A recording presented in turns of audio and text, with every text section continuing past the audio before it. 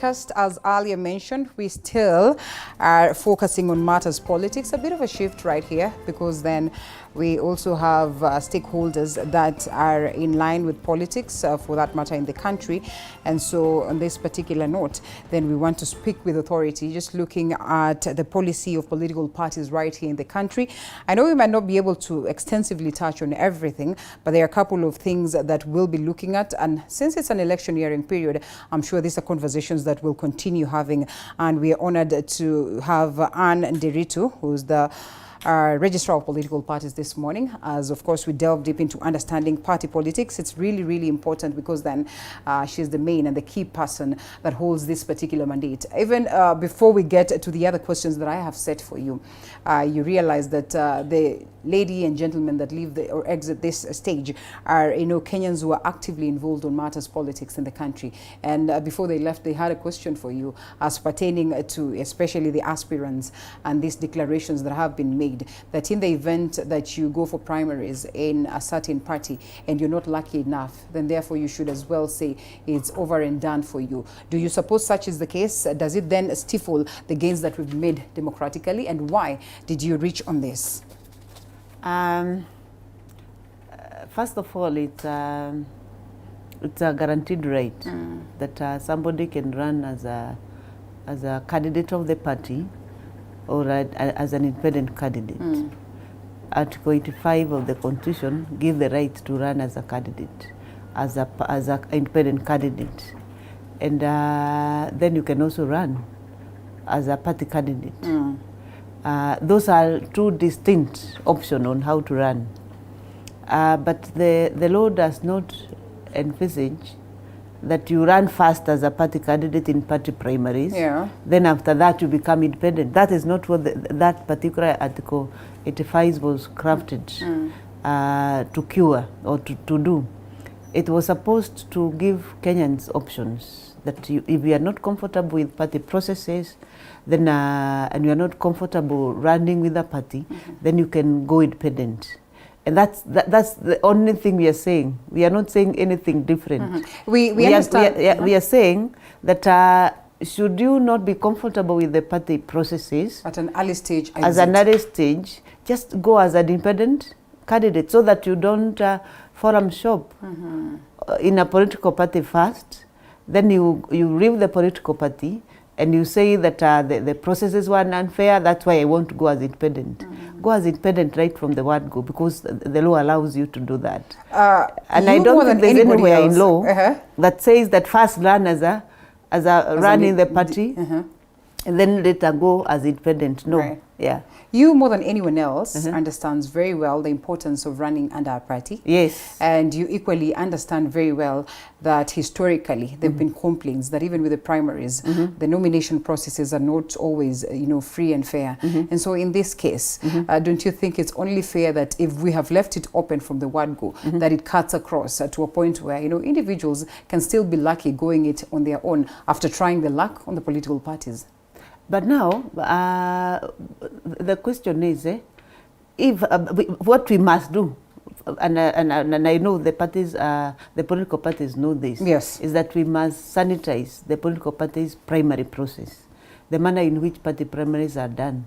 Some of the issues that we, as an institution, and I think even in the Electoral Commission, we are looking at, it's how to really look at that party primaries and how that is done by first of all looking at the fairness part of it. One of the most important thing about fairness in a political party primary process is use of the question of the register. That previously we have not had parties use their own membership register to conduct the party primaries, going sometimes to IBC register, other times the register is not clear, because the first thing is that voters must be known in any election, and party primaries being one of them. So that by voting in a fair process, then somebody should actually feel comfortable, I was defeated and defeated fairly, so that you don't need to go then go oppose the party as an independent candidate. Because parties should have ideology. There must, when you are joining a party, there must be some ideology that you believed in that particular party. Right. There's something that attracted you to that particular party, and you believed that this political party actually take care of my aspiration as a leader. So then you joined that political party. So when you say then you are jumping from political party to becoming independent, it means you never believed in the party in the first place. Yeah, so the belief in the party is what strengthens a political party. And here as registrar, you want to strengthen political parties. Yeah, because political parties are the vehicles and of democracy. Yeah, so that you strengthen political party by the candidates sitting there, and we go through an election or the party primaries, and then when you are defeated and you support the candidate of the party who has been successful in the party primaries. Because look at this. If 15 people are competing in a party ticket, for example, say this is Westlands, for instance, this is Westlands, they are competing 15 people in a party X ticket, then all of them are defeated. Even if the party primaries were as fair as what, it's only one person who will get that ticket. Then the rest of 14 jump to become independent candidates. That's true. Look at the ballot paper.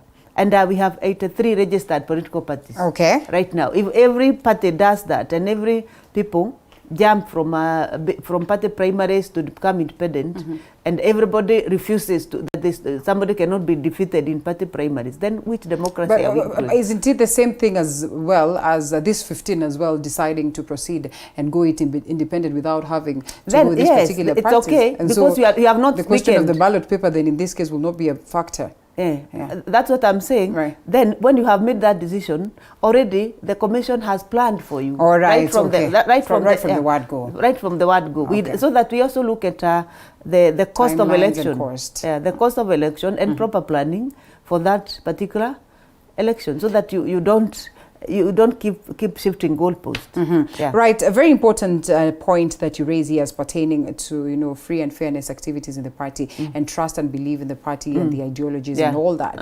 As a watchdog, I would want to believe that there are laws that are enshrined to make sure that at least we have discipline at the party levels. Sometimes you have to crack this so that at least there is order in this particular, which is not always what we see today.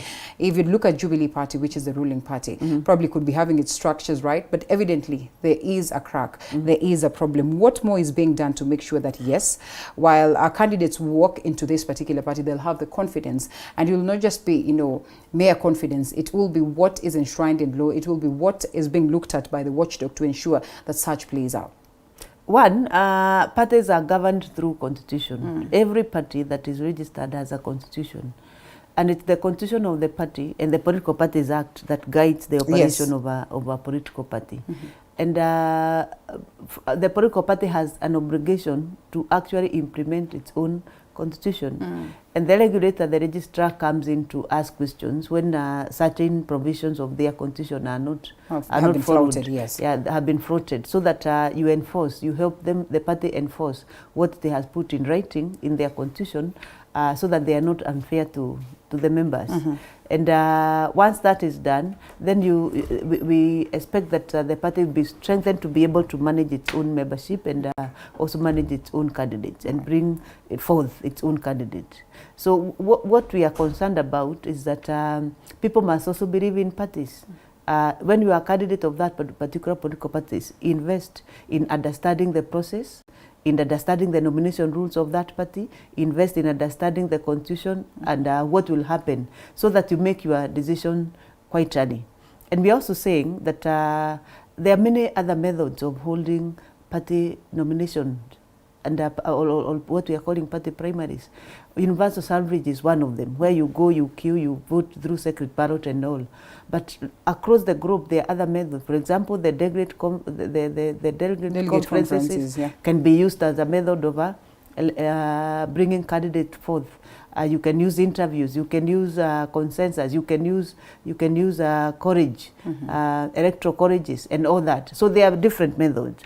So what we are saying is that the party should first of all declare the method by which it's going to nominate its candidate. It may do a mix. Maybe presidential is delegate, maybe MCA is universal salvage, maybe other places is interviews. So they declare which method they are going to use. That is part of fairness. So that a candidate plans around which method that the party is going to use. Because we have also seen some parties, sometimes you prepare to go for universal salvage kind of elections, and then suddenly they changes to delegates or to interviews. So finally, your investment on party primaries and what you are supposed to do kind of become a waste. So the question of fairness is looking at the party constitution and the provision of the Act and the Elections Act, so that as party are conducting their business, they also fair to their aspirants who are coming to join their parties. All right. This morning, we really do not want to delve much, into the political scenario in the country. I guess we are in the business of,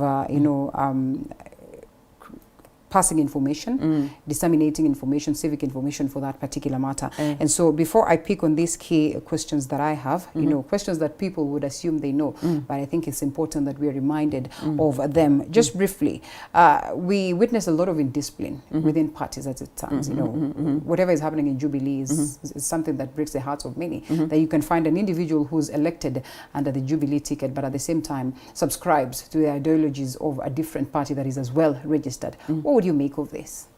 First of all, we must understand two issues.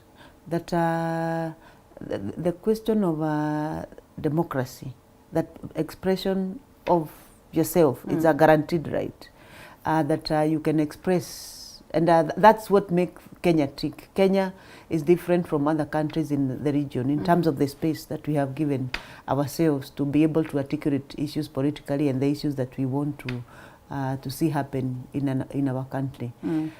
However, we galvanize that through the laws that are there, and one of the issues that is very important is that the political party is the one that has the responsibility to call its members to order.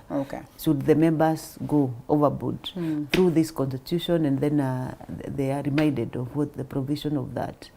And you have seen some parties actually doing exactly that, calling their members to order, even bringing to the registrar and through other process, and then their members are removed.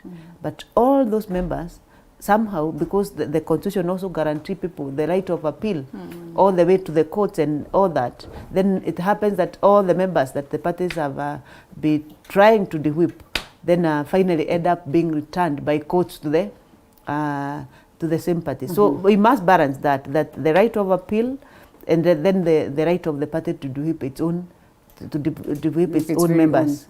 So that balance also, of course, affects parties also in a big way. A party you have registered, and such indifferences are playing out. While we understand their factions, while we understand there's that democratic space within, I'm sure you get to levels where you somehow would be disappointed at the operations of this particular party, and even worse when it is the ruling party for that particular matter.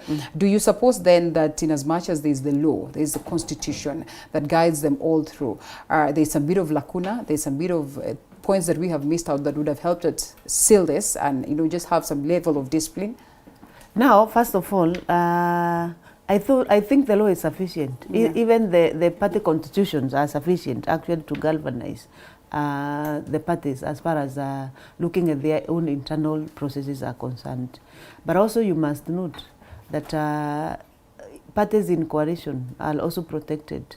You cannot say that Party X and Party D, who are in a given coalition, cannot actually speak about each other. It's allowed in law, in the same act, Section 14 and Section 14 of the Act, I think 14.6. Look at party of coalition as belonging to the same ideological dispensation, so that if you look at the coalitions that have been there, you can see coalitions campaigning together. So we must also note that if parties are in particular coalitions, they have some leeway. Liberty, they are at liberty to talk with the same voice towards a particular direction, because the law allows them to hold kind of the same ideological ideological position. But whole different and the whole different views, parties yeah. and different views.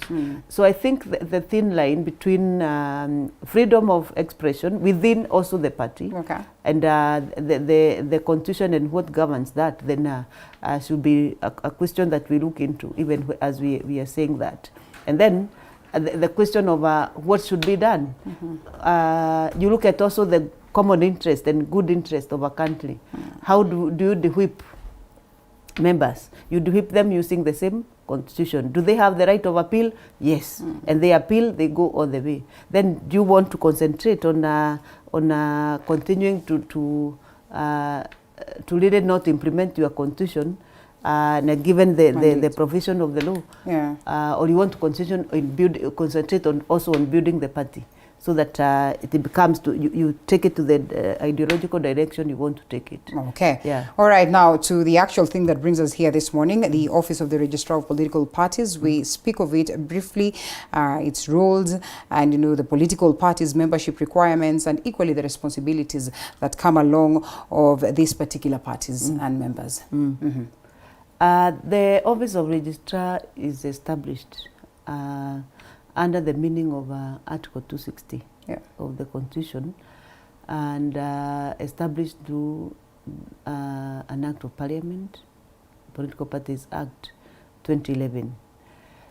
The office was established just before the 2007 elections, and hosted at the IBC, the ECK then. Later hosted at the IIC, then IBC. But in the wisdom of Parliament, they later passed a law to say that the office should be delinked from the Electoral Commission to become an independent state office that has a separate mandate of registering political parties, regulating activities of political parties, and administering political parties fund. Those are the broad mandate of that office. And the office implement the Political Parties Act majorly, and looking at the regulations and other provisions of law, and using also the political party constitution to regulate the activities also of individual political parties. Yes. All right. Okay, and here we are, and we speak of the political parties. I mean, their rules, pretty much the rules of the membership, of the members, sorry. And like you rightfully put it, all this is well articulated in the Constitution, and therefore we might not be here to probably speak so much as pertaining to the same. But what would you say is the status of registered political parties in the country today? Currently, we have 83 fully registered political parties. Okay. And the one who have actually been, they all have submitted nomination rules to IBC. So we expect they will participate in the next general election. And that's why I am saying Kenyans have options, because political parties are there. Instead of going independent or saying that you go through this party and then after that you become independent, somebody can make a choice out of the 83, which party captures my aspiration, and where do I think that I will not be disfranchised. The way the aspirants are saying I'll be disfranchised, that's how I end up as an independent candidate. So you can choose early the right political party that you may want to belong, that you think that you capture your aspiration. We also have about 23 provisionally registered political parties. Provisionally, it's parties that are undergoing registration. They are not fully registered, but they are undergoing registration. They have a provisional certificate to operate, so that they go recruit members, they go establish offices, they go establish governing body, they go write their policies and do their documents. After that, they apply for full registration. Yeah. So through now application, then we process their full registration now to join the 83. Yeah. Generally, the registration of a political party take between 1 year to some take the minimum you can take is about 8 months. Okay. But majority of Kenyans, because of the vigorous activities that are involved in registering political parties and the requirement, take 1 year to 1.5 years to finish the process of registration of political parties. And what I can say is that majority of Kenyans, especially this time towards election, have really come up to want to register political parties. So we are counting the 23 as the one that are provisionally registered, but we have a reservation of them in thousands. Okay, so the window is open. The window is still open. Registration of political parties is a continuous process. It is not affected by the period of elections because you register a political party for posterity, not for just the election that is coming. So Kenyans are still, we still have Kenyans who are ongoing with the registration processes. But I can say somehow the situation has slowed a bit down, not so down, but the process of continuing to register political parties is actually ongoing. And we can say many. One of the concern is that we have not seen vision bearers, and vision bearers we are saying as founder members of political parties. We have not seen many of them being women. Majority of them are men. We have not seen many of them being young people. Majority of them are above the average youth bracket. So that is a concern, because you want to look at vision bearers and founder members who are actually young people who are thinking to come together, in spite of the provision that when you register a political party, it should actually have all age groups, it should be diverse and inclusive in all manner, in age, in gender, in persons with disability, in regions, in ethnic groups and all that. A party should have a national character, outlook, a character and outlook as envisaged by Article 91 of the Constitution. But it's also good when the vision bearers and people who are driving the process and the likelihood that finally women and youth and persons with disability, as a question of inclusivity, are part of the founding members. What do you suppose could be blocking them, and what are some of the requirements or the key requirements that are needed for one to say that, you know what, I guess this is a party that will be fit, and therefore I proceed to the ORPP to get it registered? As I said, I think the law has made a political party to be a very serious governance institution. A very serious institution. So the law, as the Act provides, has put some check and balances and measures to ensure that such a party, when it's being registered, become an institution right from the word go. The provision number one, when you want to register a political party, you start by searching for a name and searching for a symbol. And once the searching go through the process and it is compliant to the Act, especially section 8 of the Political Parties Act, then it is reserved.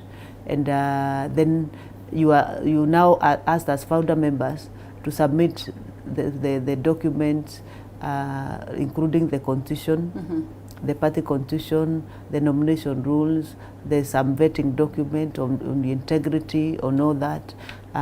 You submit those documents. Then we review the constitution and back and forth, so that we certify ourselves it meets the requirement of the Political Parties Act. After that, once it meets the requirement, you are supposed to now apply for provisional registration. And by application, you have to pay 100,000 for provisional registration. After provisional registration, generally you are supposed to go out there and recruit members. We should be at least 24,000, 1,000 in 24 counties, at least in 24 counties. Or in 24 areas. In 24 counties, it is the counties. But that does not prevent you to recruit in 47 counties. But the minimum requirement is 24. To 24. These members should also be voters, should be in the voters register. That's another requirement that probably it's a bit stringent to ensure that the people who are actually your initial members are actually people who can actually vote. Then after that, you're supposed to open offices, at least in 24 counties. Yeah, at least in 24 county and 1 headquarter office. Then the office of registrar will come and inspect your offices, also inspect your register, and inspect your policy documents, your leases, your offices, and branding of the same, and where you are located and all that. Yeah. And we inspect until we are certified that actually you have met the requirement. Yeah, once you meet the requirement, then you pay 500,000 as the fees for full registration. When you pay that amount, then at that point, when everything and every criteria you have met, then you already have established also a governing body that is responsive to gender. To that gender rule, it's responsive to person with disability. We can also see the youth there. It has regional diversity and everything there. That is when now you are issued with a full registration certificate. I think that is where some people are actually able not to meet, because it's a whole operation to establish offices. It's a whole operation also to get the support, the registered members to your political party, the 24,000. It may seem a small number, but before you convince 24,000 Kenyans to join your party and to buy into a vision, it also take some time. So I think those among probably make some people feel it's a tedious, long process. Oh, well put. We're coming to a close, but not before we briefly mention, the legal reforms that we witness and, the proposals to the Political Parties Amendment Bill 2021, and generally, the role of the ORPP, especially at this point that we're headed to an election. Yeah. Now, I think the bill has been published, and I saw recently Parliament putting it for public participation in the newspapers. And it's important for Kenyans to read the bill and probably give their memorandum in terms of what the bill is proposing. But generally, the bill is also, it's trying to do many things. Among them is to try to define a political party. And saying a political party should have certain, bringing Article 91 into the Act and try to interpret what a political party role is also about. The law is stated in Article 92 of the Constitution that a political party's role and function should be given through the Act. And this time the Political Parties Act. And one of the definition of a party we are saying, you can also have something called coalition parties. Yeah, and a coalition party is a party that other parties can collaborate under, so that for purposes of making sure that the party then hosts the other parties. And in terms of coalition, but basically it's still managed as a coalition. The other important factor is the question of regulating of party primaries. The question I've spoken into.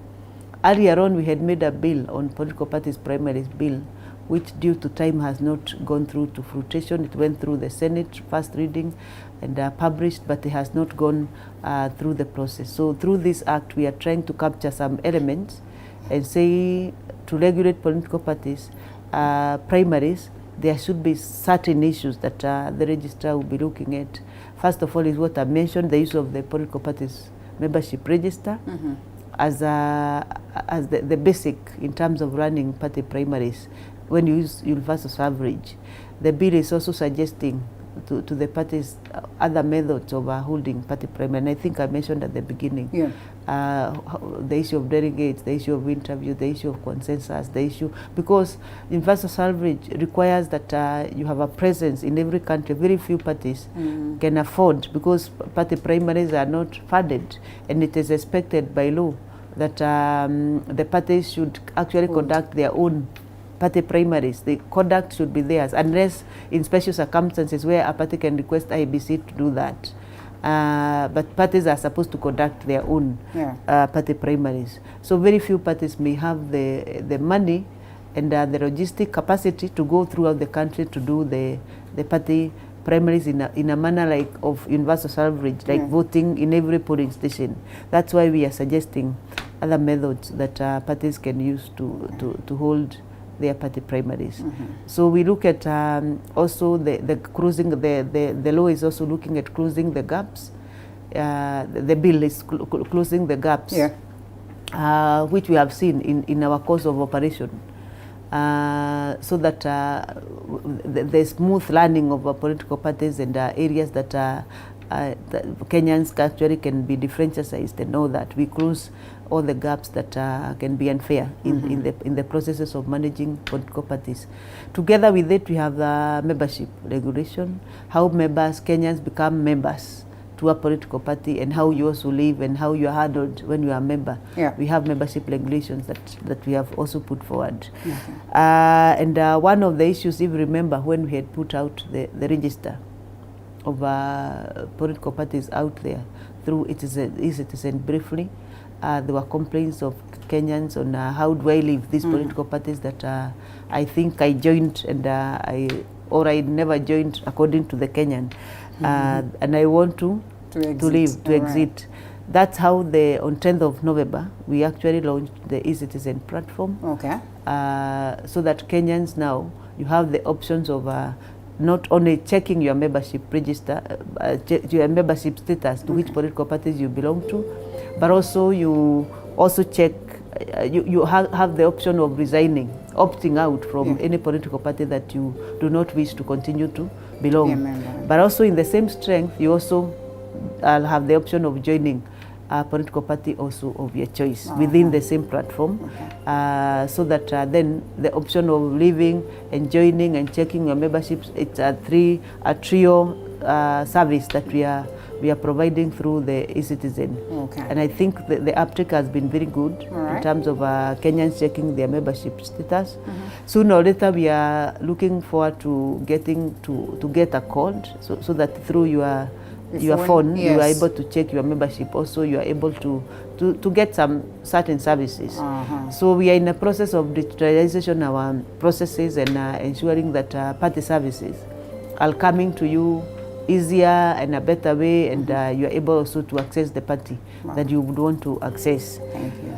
But our appeal, as we close, our appeal is that Kenyans should support political parties.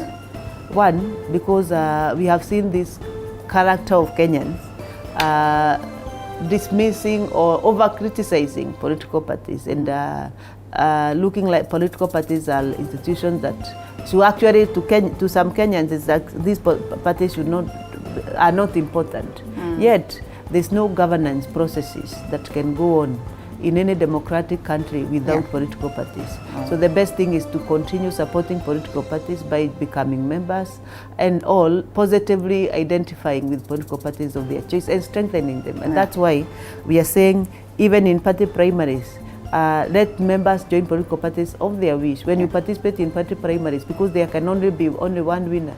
When you lose, then support the candidate of your party who have actually won. And that's how it happened elsewhere. So that we support political parties and they grow. Thank you. To serious institution of governance. Well put, and I mean that's what we're looking for, a scenario where we're going to have political parties that have held for years. Not every other time we're coming with new coalitions and new parties to take up the challenge, and of course with the same individuals. It's been an honor having you.